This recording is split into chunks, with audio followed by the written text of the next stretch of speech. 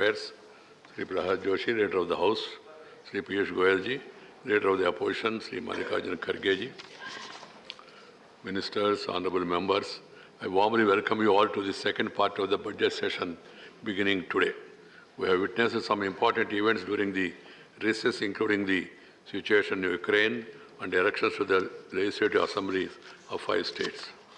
This August House has taken a 30-day recess for the department-related parliamentary standing committees to examine the demands of grants of various ministries for the year 2022 to 2023. Given the importance of this exercise, honorable members may like to know the work done by 8 department-related standing committees of Rajya Sabha during the recess. 8 department-related standing committees of Rajya Sabha have held a total of 21 meetings for a total duration of 73 hours, 33 minutes, and examined the demands for grants of 18 ministries comprising 32 departments. I am happy to share with all of you that the average duration of these 21 meetings was 3 hours and 30 minutes per meeting, which is the best in this regard so far. This marked an increase of 1 hour 17 minutes per meeting, a rise of 56% over that of last year. I am glad to note that 3 committees met for an average duration of more than 4 hours for the meeting. The Committee on Education reported the highest average duration of 4 hours 48 minutes per meeting, followed by one on personal and public grievances with 4 hours 39 minutes, and the Committee on Commerce with 4 hours 8 minutes. However, there has been a decline in the average attendance of meetings this year from that of last year. I understand the recent assembly elections was a major factor that pulled down the attendance.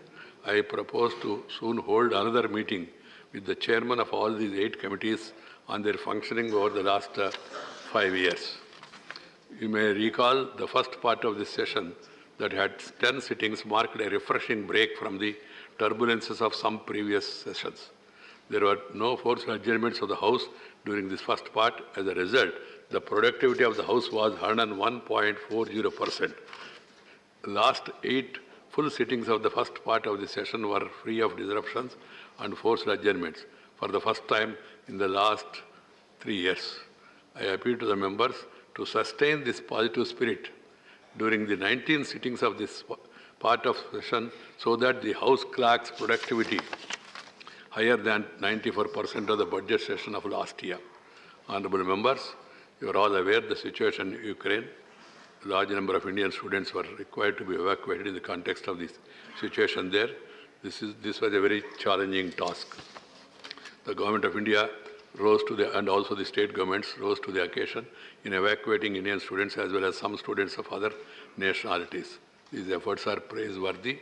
I have been informed by the Minister of External Affairs that he will be making a statement on the Ukraine situation and also developments with regard to Indian students.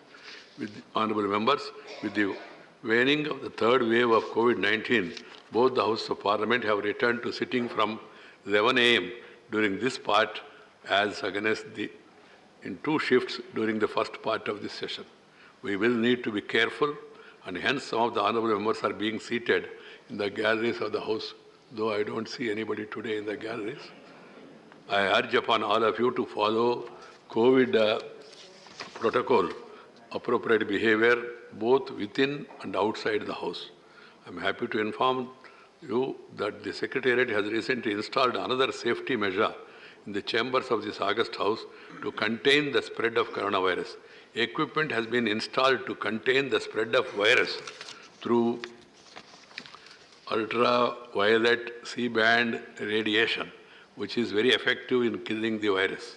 CSIR and CSIO has come out with this technology. I wish all of you to have a happy, meaningful session. Honorable members, during the first leg of the budget session of our House, I had accepted the request of Parliament Affairs Minister for permitting the Ministers of State in the Minister of Parliament Affairs to lay all the papers listed under the heading "Papers to be laid on the table in the list of business for the day in the name of other ministers on their behalf due to limited functional time available and the special seating arrangements." However, Now the situation has improved and the members would be sitting in Rajya Sabha chamber, its galleries only, and the House will also function as per its normal sitting from 11 a.m. to 6 p.m. during this remaining part of the current session. Therefore, all the papers listed under the heading papers to be laid on the table will now be laid by the individual ministers concerned. This has to be noted by all the ministers and Parliamentary Affairs Minister. I hope will guide them. Honorable members, regarding attendance in meetings of the Department Standing Committee, a couple of chairmen met me today and expressed concern over inadequate attendance in the committee that deal with specialized and technical issues. This calls for the need to nominate members on committees based on their background and interest in subject domain. I have flagged these issues at the time of constitution of the committees. Attending meetings should be given priority by the members. Elections are important, I do agree, but attending committees meetings need to be given due priority.